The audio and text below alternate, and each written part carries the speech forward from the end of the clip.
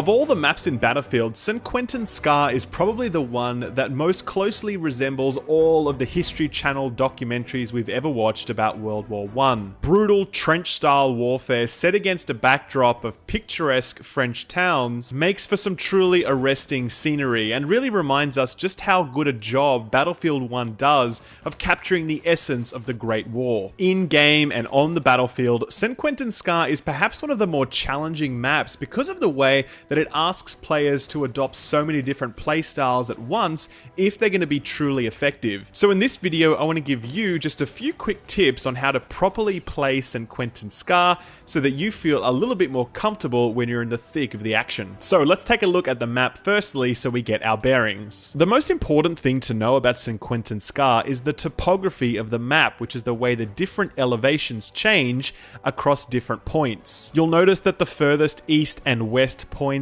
A and F are very, very high, and everything sort of cascades down towards B, C, E, and D. St. Quentin Scar is very much a valley, and as you get further and further away from your starting points, you're going to go down lower and lower. So why is this important? Well, this map is a scout's dream. There are so many opportunities that keen snipers have to maintain these elevated positions and simply snipe away for the entire map should they choose to do it. For newer players who are looking to learn how to snipe, I would really recommend trying on St. Quentin Scar. In particular, point B, which is the Abbey, and point F, which is Roncanet Farm, are both fantastic locations. Great elevation, plenty of cover, really awesome spots for you to be able to look down into the Central Valley and snipe your targets. So the single best advice I can give you for St. Quentin Scar is when you're about to spawn in, think about the elevation of your spawn point.